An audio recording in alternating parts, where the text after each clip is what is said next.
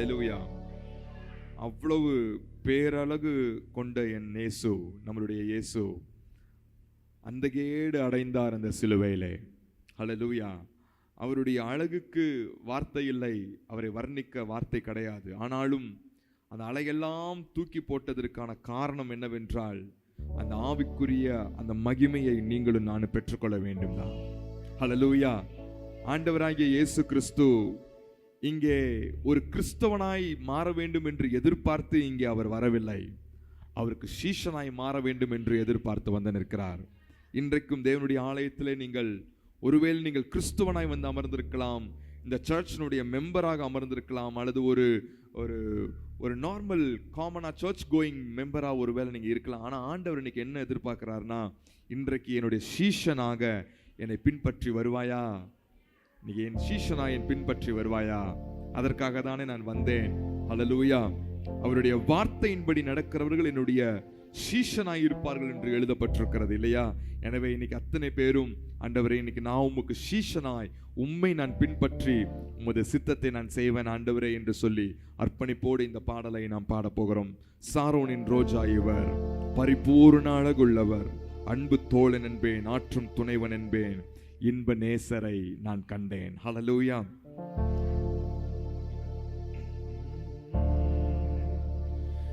சாரோனின் ரோஜா இவர், பரிபூரண அழகுள்ளவர்.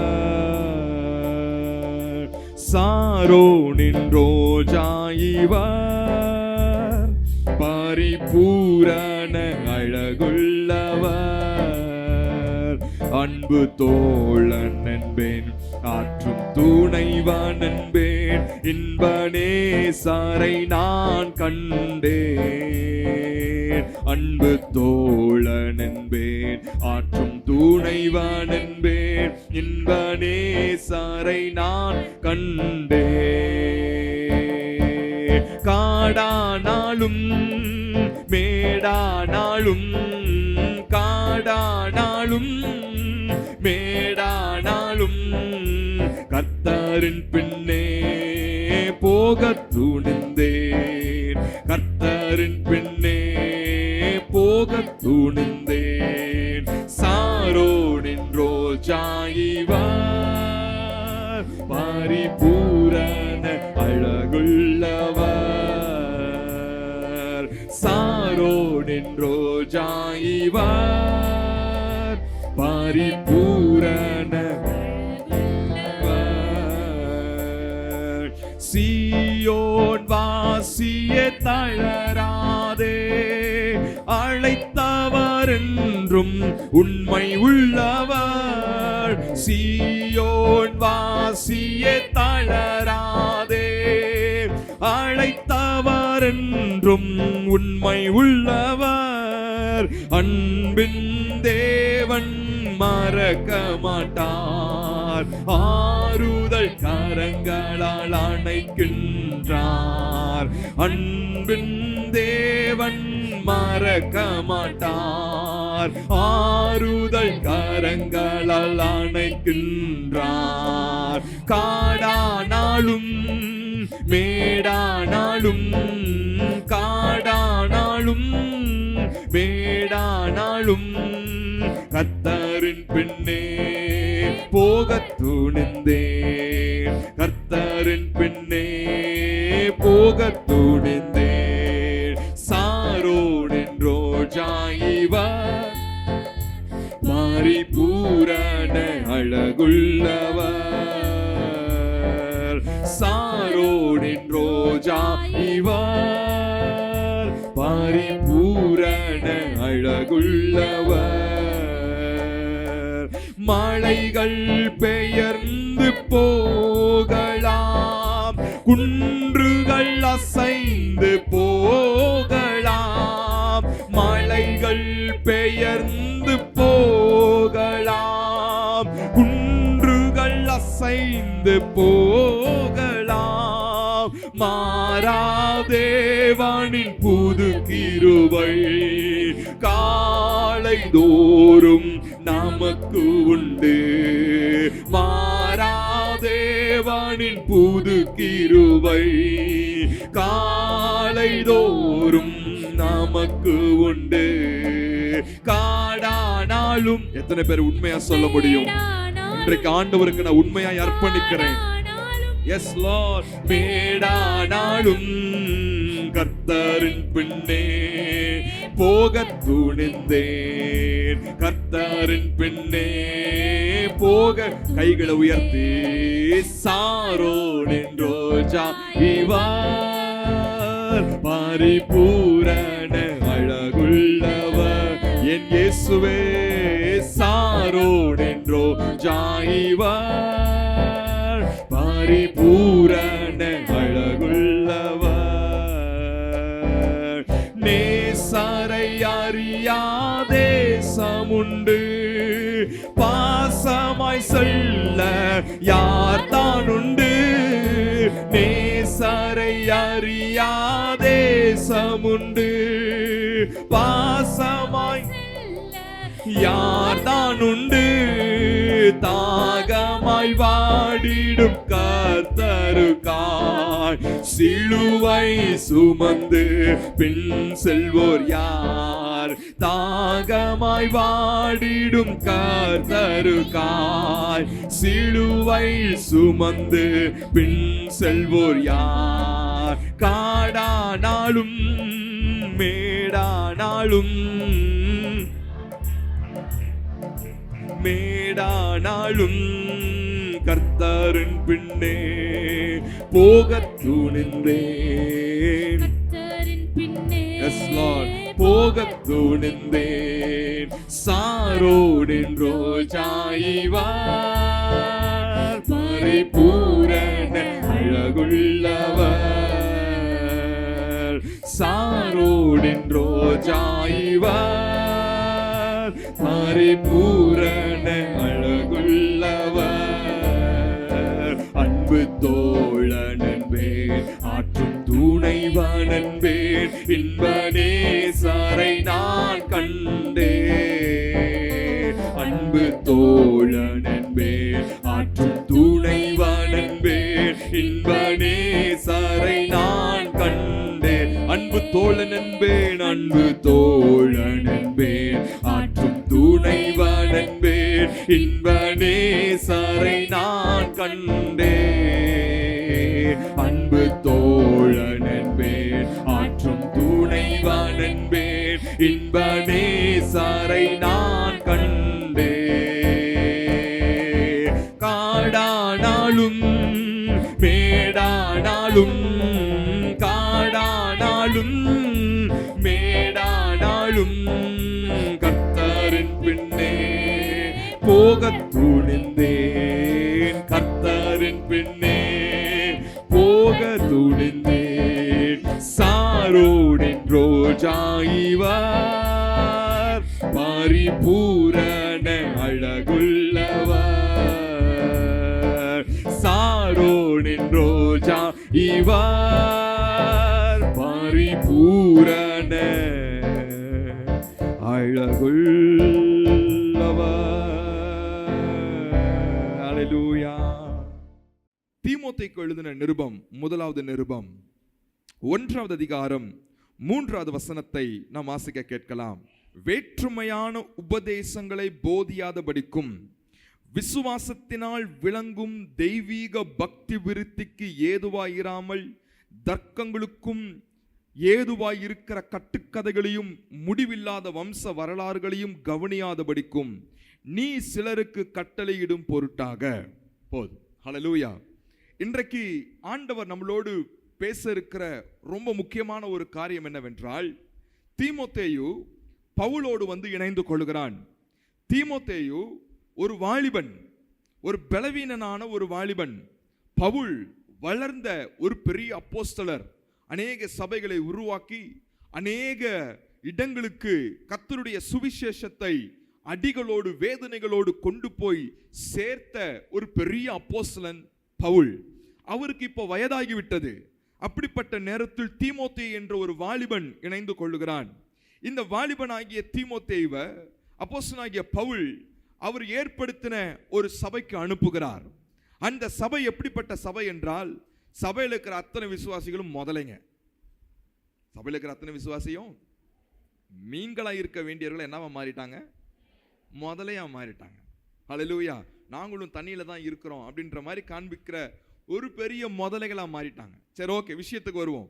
அப்படிப்பட்ட சபைக்கு வாலிபனாய் இருக்கிற இந்த தீமோத்தேயுவை ஊழியக்காரனாக அங்க அனுப்புகிறார். நீ போய் அங்கே மூப்பனாக இருந்து அங்கே கர்த்தருடைய வார்த்தைகளை ஜனங்களுக்கு எடுத்து சொல்லி அந்த சபையை வழி நடத்து என்று கர்த்தர் பவுல் தீமோத்தேயுவை அனுப்புகிறார். இப்போ தீமோத்தேயு, வாலிபனாய் இருக்கிற அந்த தீமோத்தேயு, அவர் அந்த ஆலயத்திற்கு போய் பல நாட்களாய் ஊழியம் செய்து கொண்டிருக்கிறார். கர்த்தருடைய வார்த்தைகளை போதித்துக் கொண்டிருக்கிறார். அப்பொழுது தீமோத்தேயுக்கு சில காரியங்களை உணர்த்தும்படிக்கு பரிசுத்த ஆவியானவர் பவுலுக்கு ஏவினபடினால் இப்பொழுது பவுல் என்ன பண்றார்னா, தீமோத்தேயுக்கு ஒரு லெட்டர் ஒன்று எழுதுகிறார். ஹல்லேலூயா. அந்த கடிதம் தான் இந்த தீமோத்தேயு முதலாவது நிருபம், இரண்டாவது லெட்டர், இரண்டாவது நிருபம். இந்த முதலாவது நிருபத்துல ஒரு முக்கியமான வார்த்தையை சொல்லுகிறார். தீமோத்தேயுவே, அந்த சபையில தேவனுடைய சத்தியத்திற்கு இடம் கொடாமல் மாற்று உபதேசங்கள் உள்ளே நுழைகிறதை நான் கேள்விப்படுகிறேன். மாற்று உபதேசங்களுக்கு ஜனங்கள் செவி கொடுக்கிறார்கள் என்று நான் கேள்விப்படுகிறேன். ஜனங்கள் சத்தியத்தை விட்டு கொஞ்சம் வழி விலகி போகிறதை நான் ஆவியில் நான் உணர்கிறேன். எனவே தீமோத்தேயுவே, உன்னை குறித்து எனக்கு நல்ல தெரியும். நீ விசுவாசத்தில் நல்ல போராட்டத்தை போராடுகிறவன். நீ பலவீனத்தை குறித்து கவலைப்படாமல் பலனாயிருக்கிற இயேசுவை நம்புகிறவன். நீ சத்தியத்திற்காய் ஜீவனையும் கொடுப்பதற்கு நீ துணிந்தவன் என்று நான் அறிந்திருக்கிறேன். எனவே அந்த சபையினுடைய மக்களுக்கு நீ துணை போகாதபடிக்கு நீ ஜனங்களிடத்திலே சத்தியத்தை ஆழமாய் விதைத்து நீ எச்சரித்து போதித்து வழி நடத்து. சபைக்குள்ளே ஊடுருவி வந்திருக்கிற அந்த தேவையில்லாத உபதேசங்களை விட்டு வெளியே அனுப்பு. உலகத்திலே காணப்படுகிற மற்ற உபதேசங்கள், வேற்றுமையான உபதேசங்கள் சபைக்குள்ளே வந்து விடாதபடி, சபையை கெடுத்து விடாதபடி, சபையை கரைப்படுத்தி விடாதபடி, சத்துருவானவன் தன் இஷ்டத்திற்கு சபையை நடத்தி விடாதபடிக்கு நீயோ விழித்திருந்து ஜாக்கிரதையாயிரு என்று சொல்லி பவுல் தீமோத்தேயுக்கு எழுதி அனுப்புகிறார். ஹல்லேலூயா. அதில் எழுதி அனுப்பும் பொழுது ஒரு முக்கியமான வார்த்தையை சொல்றார். அதை தான் இன்னைக்கு நம்ம தியானிக்க போகிறோம். அது என்ன வார்த்தை? நீ எப்படிப்பட்ட பிரசங்கங்களை, எப்படிப்பட்ட தேவ வார்த்தைகளை, எப்படிப்பட்ட செய்திகளை நீ ஜனங்களுக்கு நீ கொடுக்க வேண்டும் என்றால், தேவ பக்திக்கு ஏதுவான வார்த்தைகளை தவிர வேற ஒன்றும் பேசாத. ஹல்லேலூயா. நீ பேசுனா ஜனங்களுக்குள்ள என்ன உண்டாகணும்? தேவ பக்தி உண்டாகணும். தேவ பக்தி உண்டாகணும். அந்த தெய்வீக பக்தி உண்டாகணும். அந்த பக்தி விருத்தியை உண்டாக்காத எந்த காரியத்தையும் என்ன செய்யாத. சபையில நீ பேசாத. எந்த காரியத்தையும் நீ பேசாத. நீ எச்சரிக்கையாயிரு. மக்கள் கேட்பாங்க, ஏன் பாஸ்டர் போர் அடிக்கிற மாதிரி பேசுறீங்க அப்படின்னு கேட்பாங்க. ஏன் பாஸ்டர் மற்றவங்க எல்லாம் போய் பாருங்க, ஜாலியா கிட்டார் வாசிச்சுக்கிட்டு டான்ஸ் பண்ணிட்டு ஜாலியா பிரசங்கம் பண்றாங்க, நீங்க ஏன் எப்பயுமே சீரியஸா பேசுறீங்க? ஒவ்வொரு விசுவாசியும் ஒவ்வொன்று மாதிரி கேட்கும். அதெல்லாம் நீ காதல வாங்காத.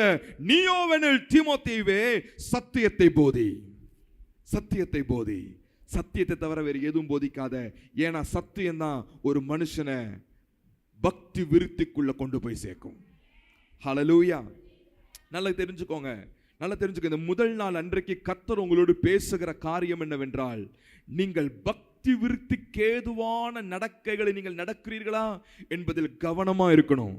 நீங்க பக்தி விருத்தி அடைய வேண்டும் என்றால் சத்தியத்தின் மேல ஆழமாய் நீங்கள் வேர் பற்றி இருக்க வேண்டும்.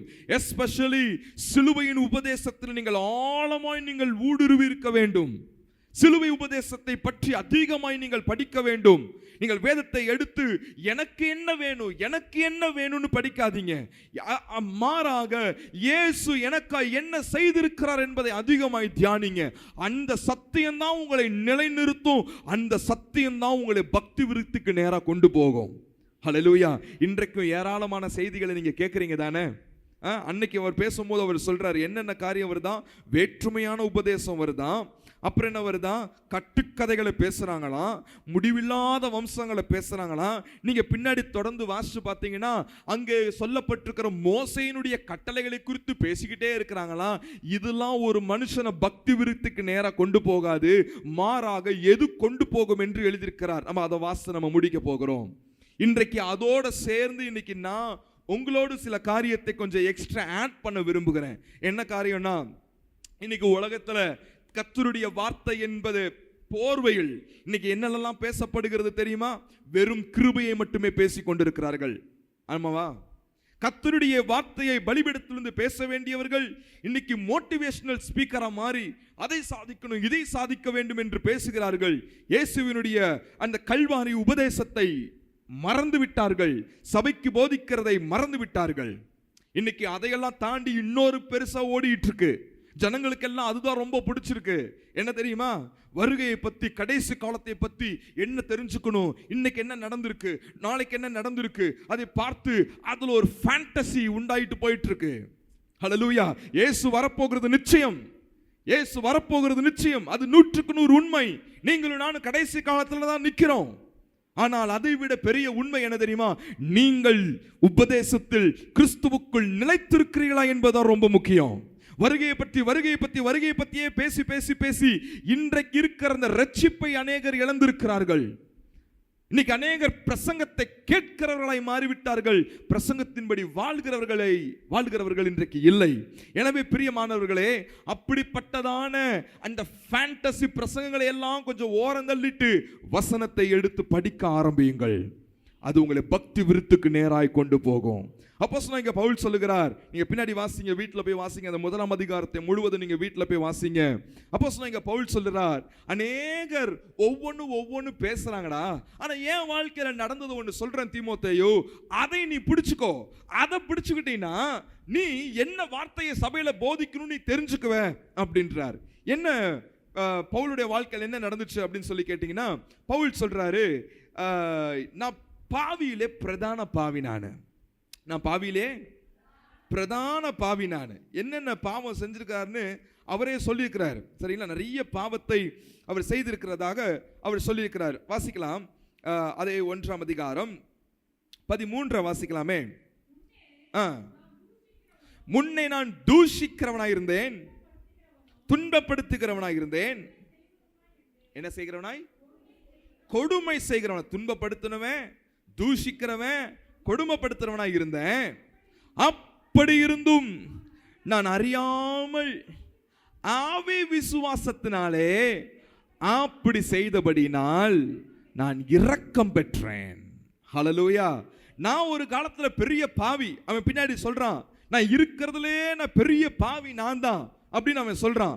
ஆன போதிலும், பெரிய பாவியாக நான் இருந்த போதிலும், நான் அறியாமல் செய்தபடினால் தேவனுடைய இரக்கத்தை நான் பெற்றுக்கொண்டேன். நான் என்ன பெற்றுக்கொண்டேன்?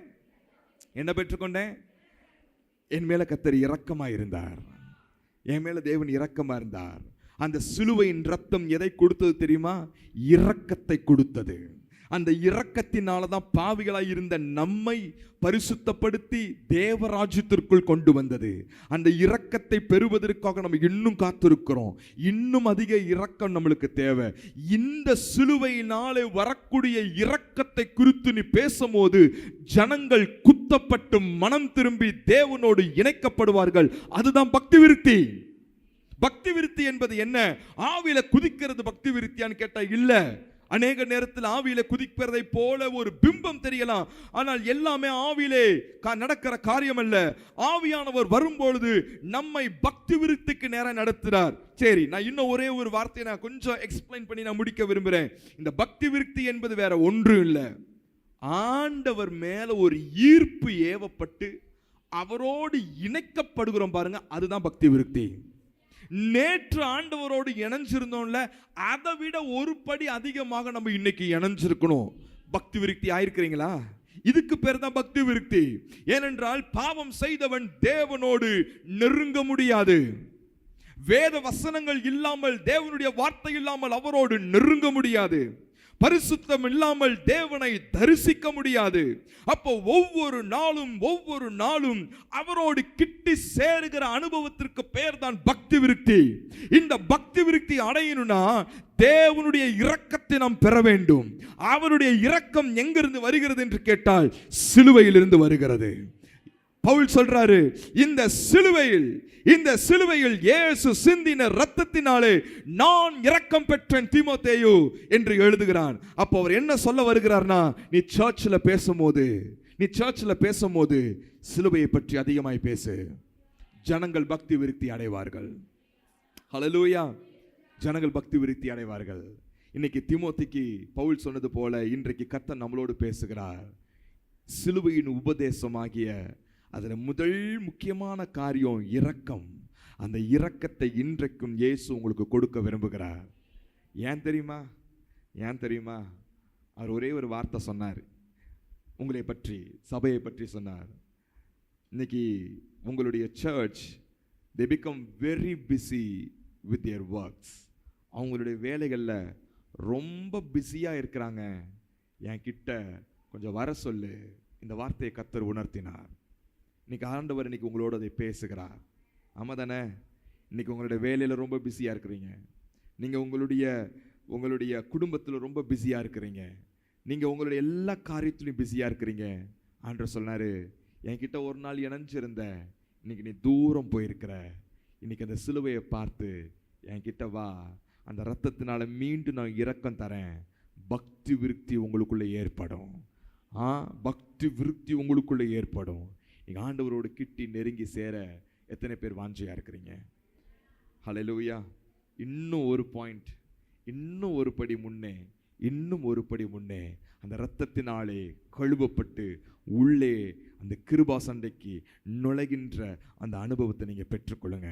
அந்த இரத்தத்தினாலே வருகிற அந்த இரக்கத்தினாலே உங்களுடைய பாவங்கள் எல்லாவற்றையும் இயேசு இன்றைக்கு மன்னிக்க அவர் வல்லமை உள்ளவராக இருக்கிறார். ஹல்லேலூயா. பாவியிலே பிடிக்கப்பட்ட அந்த பெண் இயேசுவுக்கு முன்னாடி நின்றுகிட்டே இருந்தா. இயேசுவின் சமூகத்தில் நின்றபடினால் இயேசு நிமிர்ந்து பார்த்து சொன்னார், நான் உன்னை நியாயம் தீர்க்கவில்லை, போ, இனி பாவம் செய்யாதே. இதுக்கு பேர் தான் இரக்கம். இன்னைக்கு இந்த சிலுவை தியானத்தில் நீங்கள் எல்லாரும் வந்து உட்கார்ந்துருக்கிறீங்க. என்ன எதிர்பார்த்து வந்து உட்கார்ந்துருக்கிறீங்கன்னு எனக்கு தெரியாது. ஆனால் வந்து நிற்கிற உங்களை பார்த்து ஆண்டவர் சொல்றாரு, நீ தூரம் நிற்கிற மகளே, நீ தூரம் நிற்கிற மகனே, நீ என்னென்றைக்கு கிட்டி வா. என்னுடைய இரக்கத்தினால் உன்னை சேர்த்து கொள்ள என் 2 கரம் விரித்து நான் ஏங்கி நிற்கிறேன். என் மகனே, என் மகளே, என்னிடத்தில் வா என்று கர்த்தர் இன்றைக்கு உங்களை அழைக்கிறார். ஹல்லேலூயா. ஆழமான சத்தியம் கேட்கணும், அப்படிப்பட்ட சத்தியம் கேட்கணும், எழுப்புதல்னு பேசணும். அதெல்லாம் ஒரு பக்கம் இருக்கட்டும். நீங்கள் முதல்ல ஆண்டவர்கிட்ட வாங்க. ஆண்டவர்கிட்ட வந்துட்டா எல்லாம் சரியாயிடும். பக்கத்தில் கைப்பிடிச்சு சொல்லுங்க, நீங்கள் இயேசு கிட்ட வந்துட்டீங்கன்னா எல்லாம் சரியாயிடும், எல்லாம் மாறும். உங்கள் வியாதிகள் மாறும், உங்கள் பணப்போராட்டங்கள் மாறும், உங்கள் குடும்ப பிரச்சனைகள் மாறும், உங்கள் குழப்பங்கள் மாறும், உங்கள் பாதை பரலோகத்திற்கு போகிற பாதையை போல மாறும். உங்களுடைய முகம் தேவதூதனை போல மாறும். உங்க மேல அந்த மகிமை வந்து இறங்கும். உங்க மேல தேவ கிருபை வந்து இறங்கும். உங்களை கொண்டு கர்த்தர் பெரிய காரியங்களை செய்வார். இன்னைக்கு ஆண்டவர் உங்களை பார்த்து சொல்லுகிற ஒரே ஒரு காரியம், என் இரக்கத்தை பெறும்படி என்னிடத்தில் வா. இன்றைக்கும் என் இரத்தத்தினால உண்டான அந்த இரக்கம் உங்களுக்காய் காத்து கொண்டிருக்கிறது. சபையே, உங்களுக்காய் காத்து கொண்டிருக்கிறது. ஆண்டவரிடத்தில் ஓடி வாருங்கள், கர்த்தர் உங்களை ஆசீர்வதிப்பார். எல்லாரும் அப்படியே எழுந்து நிற்கலாமா? Thank you Jesus. ஆண்டவர்கிட்ட சொல்லுங்க, ஆண்டவரே, உங்களிடத்துல நான் கிட்டி சேர விரும்புகிறேன். இதுக்கு பேர் தாங்க பக்தி விருத்தி. எத்தனை பிரசங்கம் கேட்டும் ஆண்டவர்கிட்ட ஒருத்தன் வரலனா அது வீண். எனக்கு பைபிள் தெரியும், எனக்கு அது தெரியும், எனக்கு இது தெரியும்னு சொல்றதுனாலலாம் பக்தி விருத்தி அடைந்திட முடியாது.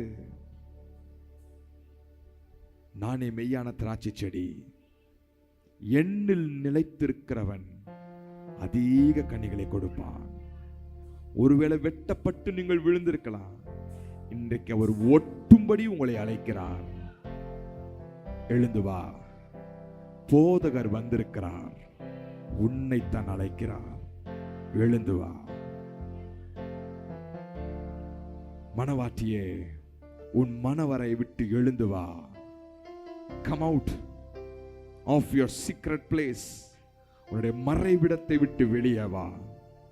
ஆபிரகாம் கூடாரத்திற்குள்ள குழப்பமாய் உட்கார்ந்திருந்த போது கர்த்தர் ஆபிரகாமை பார்த்து சொன்னார், ஆபிரகாமே, கூடாரத்தை விட்டு முதல்ல வெளியே வா, வானத்தை அண்ணாந்து பார்.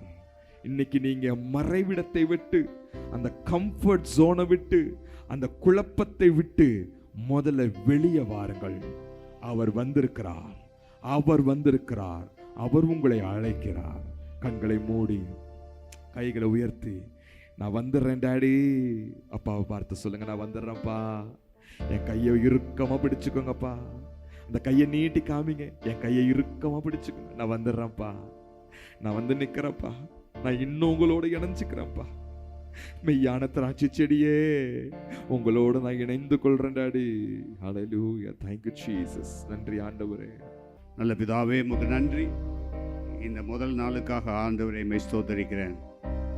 இந்த கேட்ட சத்திய வசனங்கள் எங்கள் இருதயத்தில் பதியேட்டும். கர்த்தர் வழி நடத்துங்க, ஆசீர்வதி. இயேசு நாமத்தில் பிதாவே. நாத்துமாவே கர்த்தரை ஸ்தோத்திரி. என் முழு உள்ளமே அவருடைய பரிசுத்த நாமத்தை ஸ்தோத்திரி. நாத்துமாவே கர்த்தரை ஸ்தோத்திரி. அவர் செய்த சகல பாரலை மறவாரே. ஆமென். Price Lord. கர்த்தர் உங்களை ஆசீர்வதிப்பாராக. Praise Lord.